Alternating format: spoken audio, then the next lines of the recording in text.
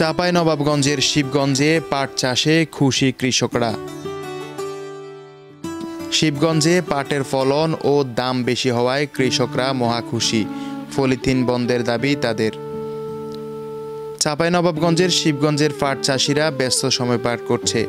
ফিরেছে সোনালী আঁশের কদর। কৃষকরা অনেক খুশি, কারণ এবছর যেমন দাম তেমনই ফলন। একসময় পাটই ছিল বাংলাদেশের প্রধান অর্থকরী ফসল। মধ্যখানে পলিথিনের ব্যবহার বেড়ে যাওয়ায় পাটজাত পণ্যের ব্যবহার কমে গিয়েছিল।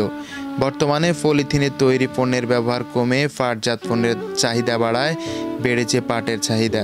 সঙ্গে সঙ্গে বেড়েছে পাট চাষির সংখ্যা ও চাষের পরিমাণ।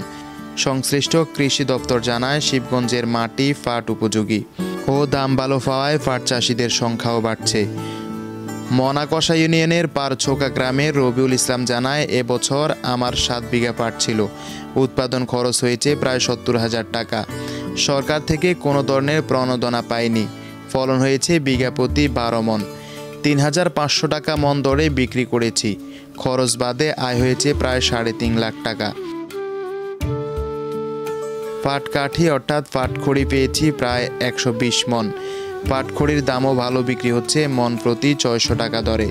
গত বছর ছিল 3 বিঘা, সামনের বছর প্রায় 10 বিঘা পাট চাষের ইচ্ছে আছে। শাহবাজপুর ইউনিয়নের ডুলিপাড়া গ্রামের শহীদুল বলেন, 9 বিঘা পাট চাষ করেছি, ভালো লাভ হয়েছে। দাম বেশি পেলে ইচ্ছা আছে আরও সামনে বেশি করে আবাদ করব।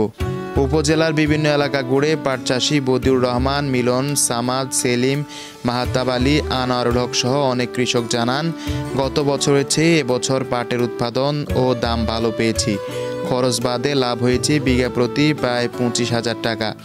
আমরা আমাদের দেশে পাট উৎপাদনের পরিমাণ বাড়িয়ে সোনালী আঁশের ঐতিহ্য ফিরিয়ে আনব। পাট চাষি ফারুক সোহেল জানান, পলিথিন ব্যবহারে আমরা পরিবেশ দূষণ, জমির উর্বরতা হ্রাস, রাস্তাঘাট নোংরা, নতুন নতুন রোগবালাই বৃদ্ধি সহ নানা ধরনের ক্ষতির সম্মুখীন হচ্ছি। তাই পাট চাষ বৃদ্ধি করে পাট থেকে বিভিন্ন তৈরি পণ্য ব্যবহার করলে এই সমস্ত সমস্যার সমাধান হতে পারে।